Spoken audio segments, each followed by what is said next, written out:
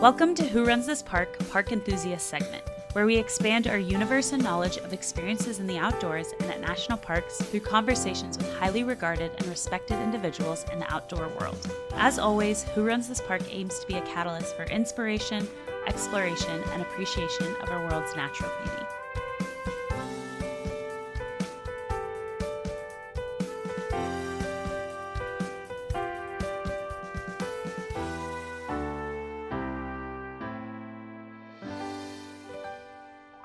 Today, we get to hear the story of Zach Davis, founder and editor-in-chief of The Trek and co-podcast host of Backpacker Radio.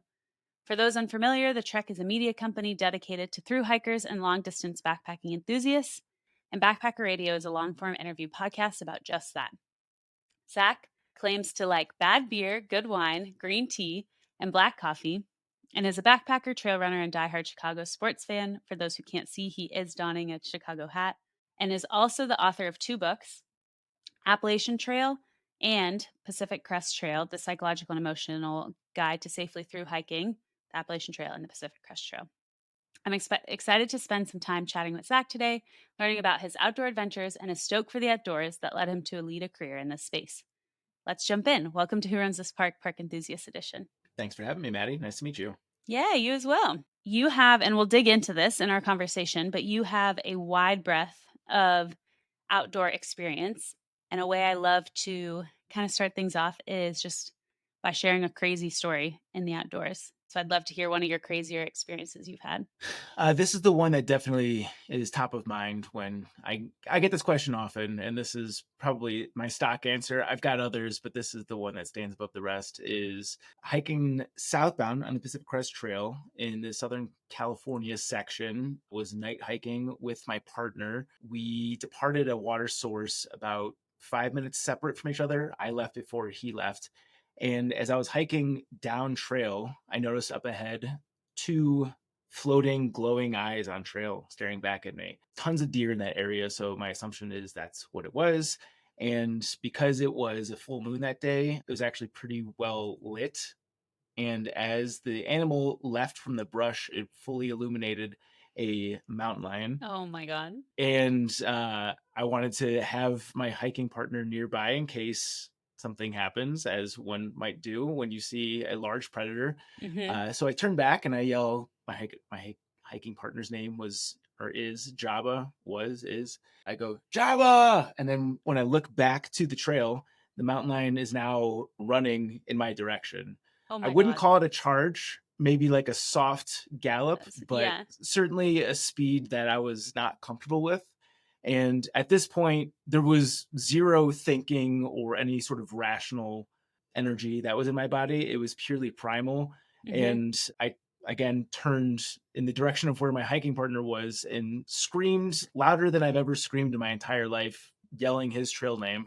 I won't recreate it because I would get evicted from the building, but it was a primal noise leaving my body, like emanating from my man parts, like reverberating through the valley. And at that point, when I turned back to the trail, that was enough to spook the mountain lion, and it just kind of slowly trotted off the trail. So yeah, having a mountain lion run in my direction was probably the most noteworthy wildlife encounter. I've shared this a little bit on the podcast, but I was just in Yosemite for a work conference and I was there by myself. And so I was like, okay, well, I still want to go hiking.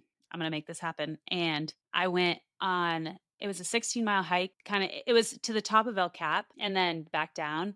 And a lot of it was just through the forest. And I had never really like backpacked in it felt super remote to me in a remote, isolated area. And the 2 podcasts that I had been listening to a lot were one about people going missing in national parks, and the other one was about animal attacks outdoors. And it was horrible. Like I have to stop listening to those because it so tainted my experience. And I was so on edge the whole time, running through every scenario of like getting lost, running into a bear. And so I'm impressed that, I mean, you do what you do and you just keep going, but the mountain lion would have spooked me. And obviously that's a terrifying story, but 99% of the time, like, my day does not have as much wildlife as I would like. So, like, Yeah. when people hear that story, I don't want anyone to be discouraged from going out on trail. It's funny, I actually had my hair cut today, and the gal that was cutting my hair is from Golden, which is really, like, it's in the foothills, a really outdoorsy community. Yeah. And she asked me what I do. I told her about the trek, and she's like, "Oh, cool. I would like to get into hiking, but I don't hike at all because I'm afraid of the wildlife." So she Whoa. lives here in like a great access to the trails, and she doesn't hike for the specific reason that she's afraid of the wildlife in the area, which, yeah, is just not congruent with the reality of the actual risks Yeah. out here. Is like, Well, it's like swimming in the ocean and sharks. Like, they are yeah, there and there are attacks, but the percentage, we take that is risk getting in a car every day. yeah. I confidently say yeah, but I'm also afraid of the ocean because Yeah. of sharks. So maybe that's an analogy I need to carry over into my real life. What's the other one? Like airplanes. If you're Right. not afraid of airplanes, that's a good one Sure. to the Yeah. we'll take out the shark one. Yeah. Yeah. But, stepping back, and I'm sure you've talked through this before, but what originally got you interested in through hiking? So I was not outdoorsy growing up. My parents would have to entice me with candy anytime we would attempt to go like do anything on trail. And I'm from the Midwest, so use trail with air quotes. Yeah. But it was after I graduated from school, I was in the professional world for, I think it was like a year and a half. And on paper, I had everything that I set out for. Like I moved to San Diego, which was the city that I wanted to live in. I was working for the Padres in professional sports. I'm a Oh, big cool. sports nut. Yeah. I was doing some work on the side for myself. So I was doing some entrepreneurial work and making decent money. And I was just miserable. I was working 60 hours per week and just constantly staring at my computer screen. And because I had checked a lot of the boxes that I thought would make me happy and I was miserable, made me even more miserable. It's like, this is the Yeah. thing that I've been pursuing and there's no satisfaction here. So after months of just being genuinely depressed, I was out at the bar one night with a buddy. We were a little bit three sheets under the wind, as they say. He was telling me his plan to hike a trail called the Appalachian Trail. At that time, I had never heard of the AT in my entire life. But as he was describing it to me, I remember the feeling of getting goosebumps and just something in my heart and soul told me that there was something there. And he didn't invite me, but I just invited myself along with him. I'm like, I'm going with you. Turns out he was grateful because, it's always nice to start something like that with a Yeah. companion. But yeah, I just on the spot volunteered to do this. At the time that we talked about it, it was supposed to happen like I think it was 15, 16 months after that drunk interaction. Fast forward a few weeks after that conversation, he got laid off from his job. So he's like, I'm just going to go do this next year. I'm like, all right, I guess I'm doing this Yeah, next you're year like, too. "I can make that work." Yeah. So had to get out of a lease, and that was the situation because I was living with my best friend. But yeah, basically just reworked my entire world to make the AT happen, and it happened. Did you? Because I know a lot of people usually quit their jobs when they do something like this. Did you have to quit your job to pursue it? Yeah, so I was working for the Padres, but I was working like heavy part time. I think I was doing between 20 and 30 hours per week, and the rest of it I was working for myself. So Okay. getting out of work was not that difficult. The Padres were actually very cool about it. They were excited for me, and I That's had a lot really of cool. colleagues following along. And yeah, I just let my clients know at the time that I would not be available in a few months. Yeah. Walk me through, I guess, how the actual experience met and didn't meet your expectations. I know that's a loaded question. Yeah. So I did none of the traditional preparation that somebody honestly should do for a trip like that. I had never done an overnight backpacking trip prior to the AT. The Appalachian Trail was my first backpacking Wow. trip. I got slowly acquired the gear in the weeks leading up to the trail and like pitched the tent in my friend's backyard the night before leaving. That was my first time setting it Oh up. my gosh. Uh, and I had read Bill Bryson's A Walk in the Woods, which I thought was actually a pretty good overview of the trail. It does sensationalize some things, and Hmm. getting the perspective of somebody who's in their midlife and has money, but is a very engaging writer. So that was basically my entire understanding of the trail was Bill Bryson's book. So I went into it not really knowing what to expect aside from that. And it was in some ways much more wild than you can imagine. Like, the feeling of living outside is hard to contemplate without having really that background. Just inclement weather, constantly being surrounded by the canopy of birds, just the energy of being outside is something that I thought was the best benefit of the experience. And then in other ways, it's, you think walking from Georgia to Maine is going to be this crazy, wild experience. And a lot of days it's just boring. Literally, it's Yeah. just for 8 to 10 hours per day, you're walking lost in your own thoughts.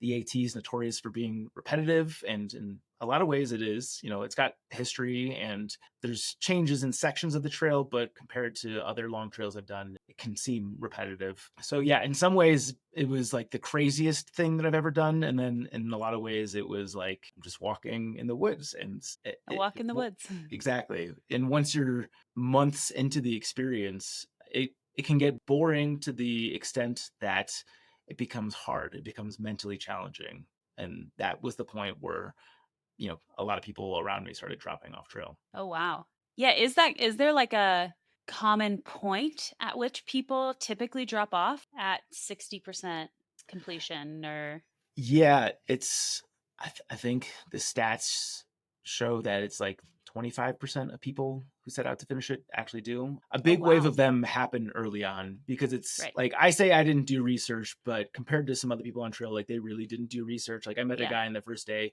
who was hiking in jeans, like Oh, long denim pants, which is not a thing that you're supposed to do. If you're not in if you're not physically up for the task, and you don't have to start the trail in great shape by any stretch, but like on it was like the first or second day, I saw somebody like in the fetal position off trail in the middle of the day throwing up. Possibly they were sick. I don't know. I didn't yeah. actually have Yeah. an interaction with them, but clearly they were not having a good time. So yeah, I know early on people drop off at a pretty high rate, but Yeah. then it seems like there's a pretty high drop off in Virginia and like the mid-Atlantic section. So Interesting. yeah, I would guess this is just me spitballing, just anecdotally. I don't actually know the numbers behind it, but between miles like 400 and 1400, somewhere in that Yeah. range, is where like it can become mentally very challenging for people, and Yeah. that's where people are probably going to lose the motivation. Yeah, that's interesting. Kind of on that trend or tract, what draws you back? Like, what do you like about through hiking? And then what do you dislike? What aspects, do you less look forward to? Yeah, the answers to those questions have evolved over time. The thing that I like the most about long distance backpacking, and I'll include all long distance backpacking in addition to just like strict through hiking, because it can be six of one, half a dozen of the other. Yeah. But just long periods on trail outside feels so right for your soul. It's hard to Yeah. describe, but your mind slows down. It feels like you're entering into a more natural primal state, and all the stress that we carry in our 9 to 5 world evaporates. And it can take a while. Like I know for me, it's at least 3 days on trail where I really feel like I've hit my groove on trail. And then like Hmm. there's different elements of the groove. Like after 3 weeks on trail, I feel like I've hit my physical groove where like I've Mm, gotten over the aches and pains and I've physically adapted to the rigors of backpacking. And then like specifically when things become challenging and dull and boring, I feel like that's where I get the most benefit out of the trail yeah. experience. Like I come out of those experiences so refreshed, so much more engaged with my relationships back home, so much more inspired to do good work in life. And that can Yeah. mean, through my company or just being a good partner or just being present with people. Yeah, there's just something about being in nature for long periods where like it's a factory reset on your body, and that's the thing that I pursue. I have 3 young kids now, so I'm not able to get out for that kind of duration anymore. So, I'm kind of tapping into age-old experience at this point, but yeah, that's the feeling that I pursue. Yeah. A few anecdotes with that. I was camping this summer just for 2 nights and it was crazy because when you said it takes like 3 days for you to kind of get in the groove, it was like the morning we were leaving where I finally was like, oh, okay, I feel good. And I was like, dang it. But I like felt this anxiousness, and it took me a couple days to come down. And then unfortunately that trip was shorter. So I didn't get to kind of appreciate that like slower pace, slower mindset that had taken me like 2.5 days to acquire. And then the other example is I trained for a marathon a couple years ago. And I remember on some of the longer runs, it would literally take me like 5 miles until I like the first 5 miles would be horrible. And then the last 10 of that, 15-mile run were like fine. But Yeah, that's an interesting analogy. I would imagine a lot of long distance runners probably feel that way too. But yeah, no, I definitely will double down on what you're saying. It's like it's like the morning of day 3 where I wake up and being outside just feels like it makes more sense. And I don't know how to describe it better than that, but like waking up on the first day, it just feels kind of unnatural still. I enjoy it, but there's just something where you kind of like tap into the frequency of being outside after the 3rd day, and it's like, yeah. yeah, I need more of this. Yeah. What things do you dislike about through hiking, if anything? Well, the obvious one is it's just such, are we allowed to swear on this podcast? I Yeah. can keep it clean. Okay. It's such a lifestyle fuck to make a through hike work. Like, Yeah. good luck having a sustainable career, or like it can be really hard on relationships. Financially, it's difficult. Like, just to disappear for consecutive months is very challenging. And you have to be in a certain stage in your life to even conceivably make that work. That is one thing that I don't like about it, because I would like to go through hike right now and I can't. I mean, I can, but I choose not to, Yeah, because there's a cost yeah, associated with yeah. if you did that. I One thing I struggle with today is, when I was doing this in my mid 20s, like I could live off of Oreos and ramen and all this Mhm. junk food and still sustain. Like, it's not the best way to go about it, but it certainly was a way to go about it. And now I struggle with the just having complete diet of processed junk. Like, even the Mhm. healthier foods are still not what I would prefer to be eating over a long period of time. Like, I miss salads, I miss fresh cooked meat, I miss fruits and all Yeah. that good stuff. So I think the food can be challenging, but by the same token, it's also kind of a nice excuse to just Eat indulge whatever you want. yourself. Yeah. Yeah, because you're burning so many calories that you're going to be losing weight no matter what, or at least not gaining weight. So that part of it's nice, but I do miss eating like a quote unquote healthful diet when I'm on Yeah. trail. A few thoughts with that. That's something I've always wondered because I feel like this year, for some reason, my Instagram algorithm is like inundated with people doing the PCT. And so I learned a lot about it through that. And that's the piece I didn't understand of I'm like, you're literally eating junk food for 5 or 6 months. Yeah. But it's like hard because then if you have a 0 day, you need the calories. So it's like it doesn't really make sense to get a salad. So it's just interesting. Yeah. What a lot of people will do is on 0 days is they'll work a salad into their routine. So it'll be like a salad and then an entire large pizza and a pint of ice cream. Like, they find a way to get the greens in.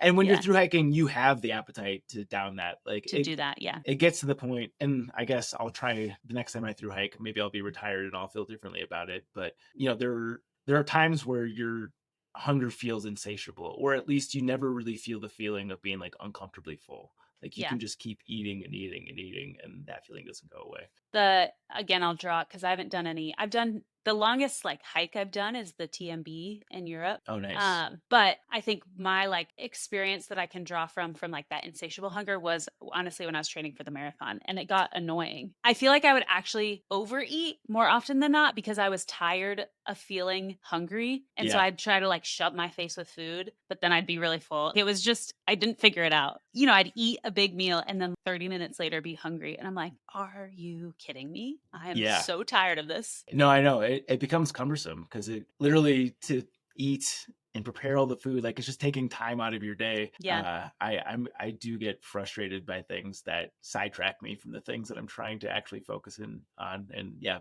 hunger is one of those things. Yeah. This I have learned, I think, that this is an important question, but what is your base gear weight Yeah, base weight. or That is base weight? definitely, yeah, no, it's definitely one of the conversation starters out on trail when you're through hiking. Mine fluctuates. I think I've gotten as low as like 12 to 13 pounds, Okay. which I'm sure to the average listener probably sounds like science fiction. Like, most people are going out there with 20, 30 pound packs or more. And because I'm so entrenched in this world of hiker trash, ultralight backpackers, Yeah. I know people with 7, 8 base weight Wow. packs. And yeah, that to me, that's crazy. So we were connected through a mutual friend, John at Gossamer Gear, the founder of Gossamer Gear, Glenn Van Pesky. I think he's known for his lightest base weight of being 4 pounds. Oh my gosh. Like he'll go into the Sierra with a 4 pound pack.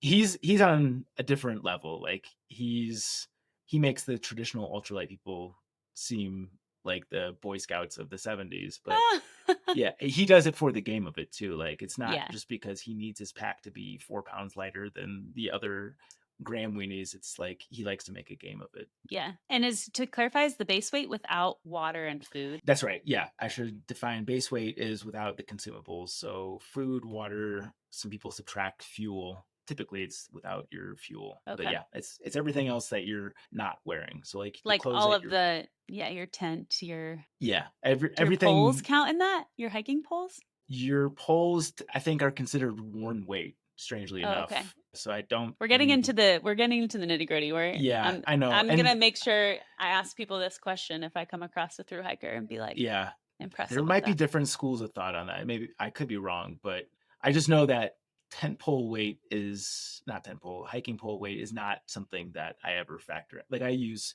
heavier poles compared to some of like the Yeah. carbon options out there just because I don't mind carrying extra weight in my arms. I feel like I Yeah. atrophy as it is, so a little extra resistance Yeah, isn't it such a bad probably thing. helps. So we talked about what led you to do the AT and kind of your experience in that. But then how did that then kind of become, we're talking to you now as a podcast host of a backpacking through hiking podcast and the founder of a long distance through hiking publication. So how did that transition happen for you? Yeah, everything was a very happy accident. I never had a business plan. Still to this day, like I'm not one of those people that sets Yeah. goals or anything like that. I just have kind of fallen ass backwards into everything. But so hiked the AT 2011 as an excuse to not get a job after the AT. I decided to write a book. I was keeping a blog while I was hiking, and I noticed that all of the subjects that I was writing about were not like the day to day parts of the hike, which is what most Most, people write about. Like, yeah. I hiked this mountain, I met this person, I yada yada yada. Ate this food, like almost Yeah. could be boiled down to a how to or a ins and Yeah. outs. Yeah. Right. To me, that wasn't what was interesting about the trail for me. I really liked the cultural aspects of the trail and what separated those who completed the hike from those who got off trail. So I was really keyed into like the psychological aspects of through hiking. And at the time, I was actually writing Appalachian Trials without even knowing it. It was just like the interest that I had in the trail. So a lot of the blog posts that I wrote as I was hiking just were adapted to be the first draft of my book, Appalachian Trials. Obviously, filled it in, added an editor's touch to make it easier to read and flow better and have more of a thesis. But yeah, so after I finished the hike, I published Appalachian Trials, which is a psychological and emotional guide to through hiking the Appalachian Trail. Um, I very sincerely, I didn't think I'd sell more than like a couple hundred copies. Like I had some people following my blog, friends and family, and that sort of Yeah. thing. And the book ended up getting pretty good traction. I think largely because one, I did have a decent following with my blog. I was doing internet marketing before I left, so I can't discount the fact that like I kind of knew what I was You knew doing what there. yeah. But people were hungry for that subject. Like there's so much information out there about how to through hike and how to hike the AT in general.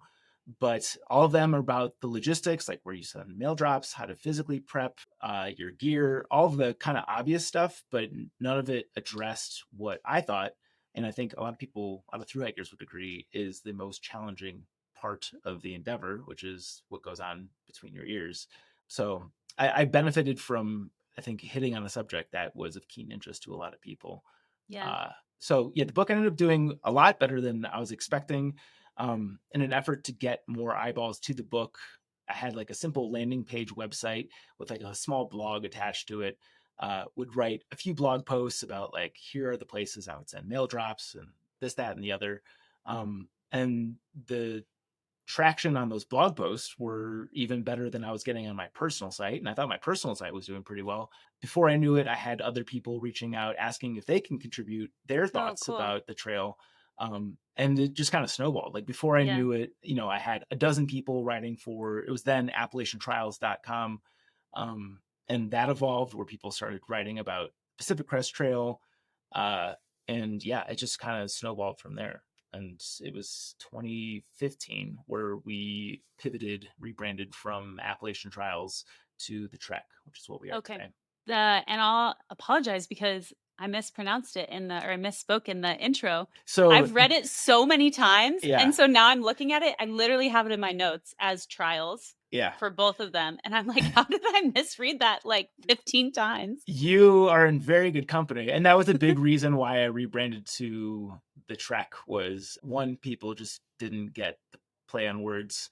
Two, it was confusing for like people thought like I would get emails being like, "Are you a law firm?" Like Oh, I interesting. remember I wrote a blog post about why we were rebranding because I knew it would upset people. This was back in the time where like if Facebook moved a button an inch, people would be like, "Facebook sucks. I'm leaving this Yeah, platform." yeah, Like any small yeah. change was very triggering for people. So I'm like, yeah, I'm gonna redo this entire thing.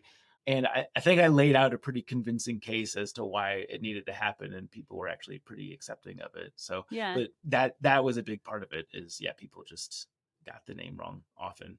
yeah, myself included. So then when did you do the PCT? So there's a decent gap. So AT was 20,000 or 2011. PCT was 2017. So Okay. a nice 6 year gap there between long through hikes. I'd done other treks in the midst. I had done the Colorado Trail kind of in piecemeal, and then like a lot of, weekend trips and shorter stuff like that. But yeah, I was itching for that experience again. And it was the first time where I felt like the business was in a place where I could actually pull it off. Between 2012 and 2017, it was a process of me eating through all of my savings in an effort Mhm. to make Appalachian Trials and then the Trek work. And it was at that point where it was like, all right, I think I can kind of manage this while on trail. So I did. I hiked it quickly to make that happen. Most Mhm. people hike the PCT in about 5 months, 6 months, somewhere in that range. And me and my hiking partner did it in 100 days, which was our goal to complete it.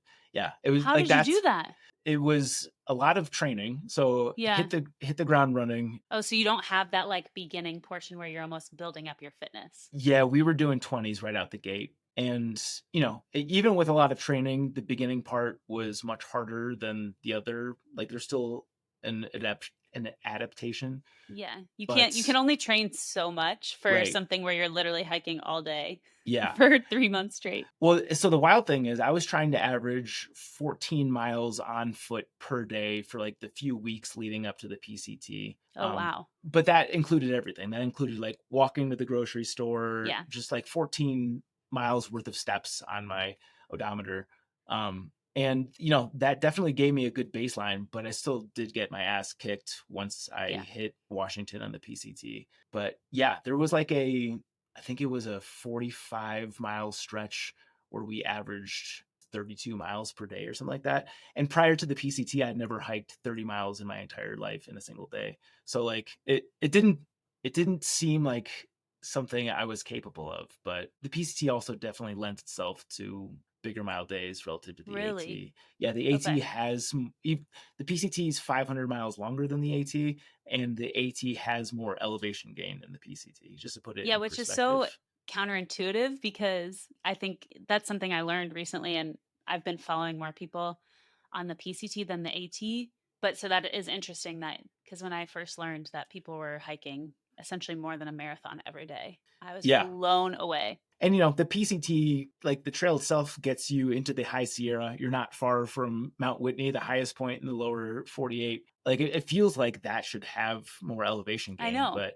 the AT is just designed in a way that it's taking you to every high point and it's not using any switchbacks. So Oh, interesting. the AT is kicking your ass the entire time. The PCT is much easier. It's graded for horseback, so it stays at 12.5% or lower for the entire Oh, stretch interesting. of the trail. And yeah, you can cruise pretty much the entire So I'm PCT. assuming you just if you did it in 100 days, you didn't do I'm guessing you maybe took less rest, like 0 days, and then you also didn't do I know a lot of people do different excursions from the PCT. Yeah, I think we had either 3 or 4 0 days. A lot of times we would do what's considered a Nero, where you hike into town but it takes you 8 to 10 miles to get into town, and then you've got the rest of the day off. It Yeah. sort of feels like a 0, but you're still getting miles in.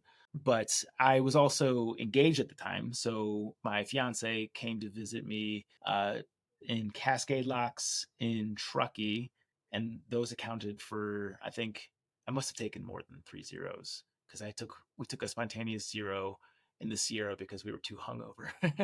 uh, so maybe more like 5, but it wasn't many.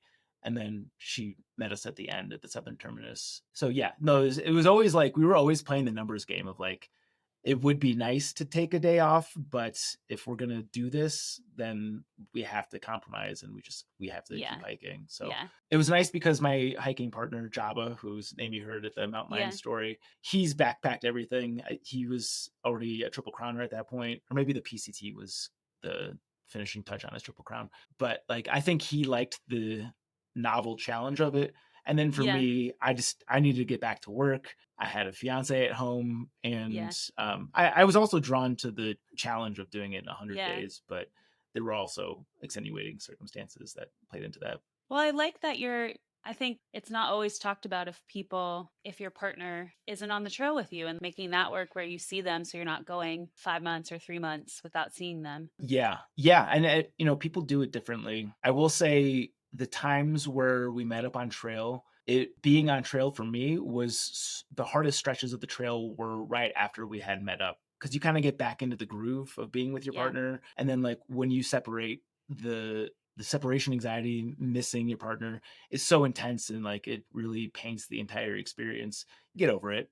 48 hours Yeah. later, I was back in the trail mode and I was fine. But yeah, I Yeah. remember hiking out of Truckee just being like so sad, the saddest I had been on the entire trail. And Yeah. like that was definitely the lowest point of the trail for me. Nothing injury related, nothing weather related. It was just like, damn, I feel sad that I miss my partner this much. Yeah. Well, and then you almost like adjust and are okay. And then you look forward to seeing them. And then you see them and you have that another emotional roller coaster. But Yeah, it's like you don't totally. want to not see them. Right. So I Yeah, can imagine that's a lot. it is a lot. Yeah, and there are people like when people hike the AT and their partner lives near the trail and sees them the entire time. I don't know if that's easier or harder. I'm sure every case is different, but Yeah. I yeah, I couldn't really give someone a blueprint for how to handle that. I think is probably just very individual to each Just couple relationship. or yeah, each relationship. We've talked about the trek a little bit, but we haven't talked about backpacker radio itself. And being that I have a podcast, I'm intrinsically very interested in this. So I'd love to hear how that became a part of the trek. And my understanding is you over this time period have done other off spurts of different podcasts or different types of conversations. But it seems like the backpacker radio is the consistent one that has, you know, done really well and built up a lot of traction, stuff like that. Yeah, yeah. Backpacker Radio is the Trek's flagship podcast. I co-host that. Yeah, we've attempted a lot of, I'd say 4 or 5 different podcasts with varying success. But the light bulb for me to start Backpacker Radio actually went off when I was hiking the Pacific Crest Trail Oh, cool. because I was such a podcast nut. Like I was listening to podcasts way more than audiobooks or music.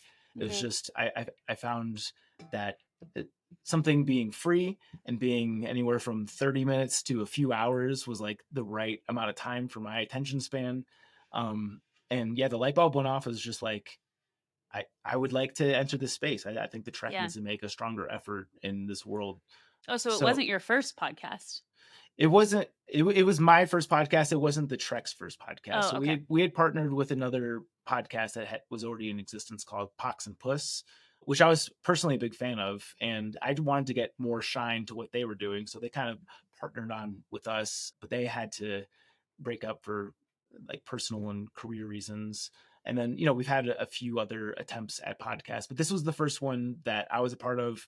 And I was really adamant about making this an in-person podcast. Like I Yeah, felt I really like, like that that's an aspect. and because we are where we are in the outskirts of Denver, we get a lot of people coming through where it is possible to pull that off here, where it's not possible to do in a lot of areas of the country. Yeah, So I think obviously we're in an advantageous position because of that. But I just personally love the energy of an in-person conversation so yeah, much more. And I feel like that oftentimes translates for the listener as well. So that was kind of the thesis for Backpacker Radio. It was also that I didn't think at the time there were any podcasts that really spoke to like the hiker trash culture. Like there were other mhm, podcasts that I thought did a good job speaking about long distance backpacking in a more informational way, but I didn't think there were any that were reflective of the kinds of conversations you were hearing on trail. And I wanted to yeah, recreate that. So, we had a lot of big name, quote unquote, big name people in the outdoor world coming on the podcast. But a lot of the episodes that we put out that get the best feedback are with people that nobody's ever heard of. And, yeah, we have a couple of margaritas and we get into conversations about, shitting your pants or hookups and like the things that you actually talk about on trail that are yeah. engaging. And that's kind of turned into our bread and butter, is just like trying to find the interesting storyline in somebody's through hiking resume. Well, a few things to, I guess, plus one to the in person aspect. Obviously, we are doing this virtually, and me interviewing the national park superintendents, just the nature of that, it has to be. Right. I mean, I don't have millions of dollars to shell out That'd to be a go. big I would travel budget. love to go to the national parks and do them in person, Yeah. but I did get to do the Yosemite superintendent in person Mm. when I was there for the conference, and I'm releasing it next week. And typically I like have someone edit the podcast, but for this one, it was my first in person one. I like ordered all this random stuff. It was very ad hoc, and the sound quality's not that good. It's okay, but it's pretty messy of a recording, and you can hear the recording of one microphone from the other. And so it's just easier for me to edit this one. But I've been editing it this week, and that energy I can actually feel. Yeah, you can just tell it's in person. And Yeah. so it makes me, I would love to do in person stuff at some point, Yeah. because I was actually thinking that as I was editing it. There just is this different dynamic with it being in person versus being virtual. Yeah. Yeah. I definitely will double down on what you're saying is, and I've even found myself in, because we've done a lot of remote interviews. Obviously, we existed during COVID, so that was kind of the only Yeah. option.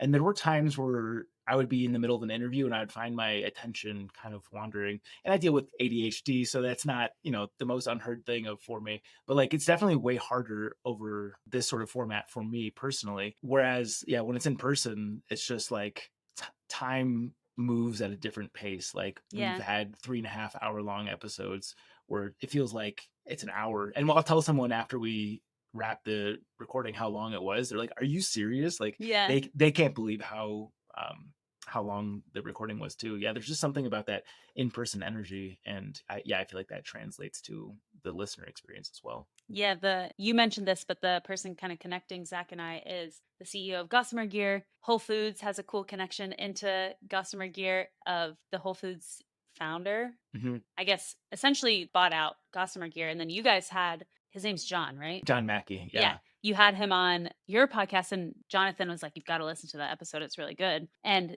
that was the crazy thing is, he's got a lot going on. I'm sure has a packed schedule, all these things, and you could just tell he was enjoying the conversation and was like, "No, let's keep going." I feel yeah, like there was a few points where you checked in, you're like, "Hey, we want to respect the time we've allotted," and he was like, "No, no, no, keep asking away." yeah. And I think that's hard to get. I don't. It's not impossible, but I think an in-person conversation lends to those type of, I don't know what the right word is, just opportunities. Yeah, no, I wholeheartedly agree with that, and no one was more surprised that not only he showed up, but was willing to Yeah. extend his interview longer than I was. So yeah, no, that was a really cool experience. Yeah. How do you typically split your time between being co-host of the podcast and then also editor in chief? Yeah, editor in chief. That's I think a misnomer at this point.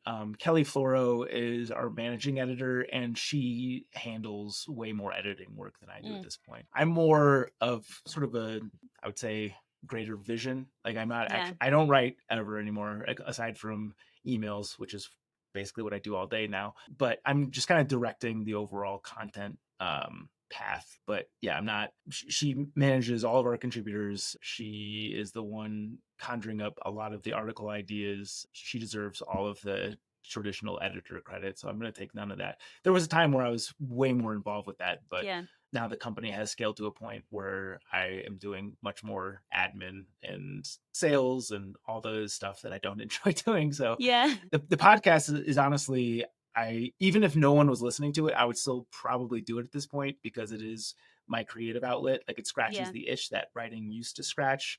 I'm just fortunate that people do seem to listen to it. It gives it more purpose for sure. But yeah, in terms of like managing the editorial side of the website, Kelly gets all that credit. Well, go Kelly. Yeah, go We love Kelly. to It's hear right. it. Can you share a little bit more about the live shows that you've done? And then I think you also did like a hiker meetup in New York. Yeah. So a lot of things to discuss here. We don't talk about the first live podcast because we overconsumed and it went poorly. So we learned from that one. We made our mistake up front. But since we've done a live podcast here in Denver, and as we're chatting, I actually have another one in a couple of days. We're doing Oh, another one cool. in Denver at the same venue. The one that we did in Denver was awesome. It was a really cool experience. I think we had like 60 people turn out for that.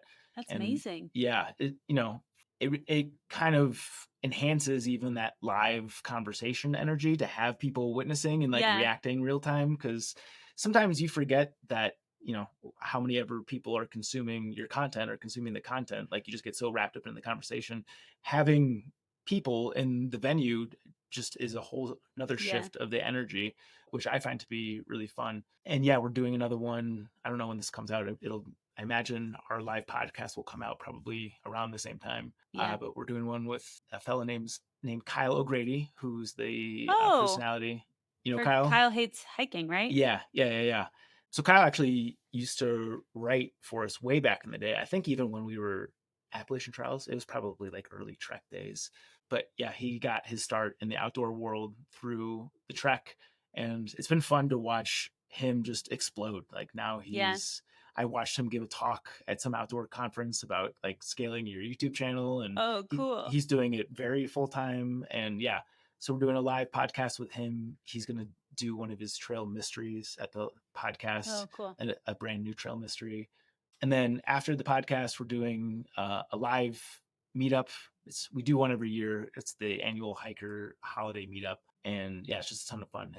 We benefit the Continental Divide Trail Coalition, which is the nonprofit that Oh, oversees the cool. CDTC. We do a raffle for them. They sling some merch, but it's just a cool opportunity for the local through hiking and backpacking community to get together and mingle. And yeah, we did one in New York earlier this year. That was September. And we do them periodically in the greater Denver area. It used to be Okay. monthly. They happen less frequently. That's my fault. I went and had children, which made me less available for planning these things, but they're probably more like quarterly at this point. Nice. But yeah, when we do any sort of like remote travel to a new region, road trip is what we call it for the podcast, we'll incorporate a local hiker meetup. So we've done one Heck in yeah. Asheville.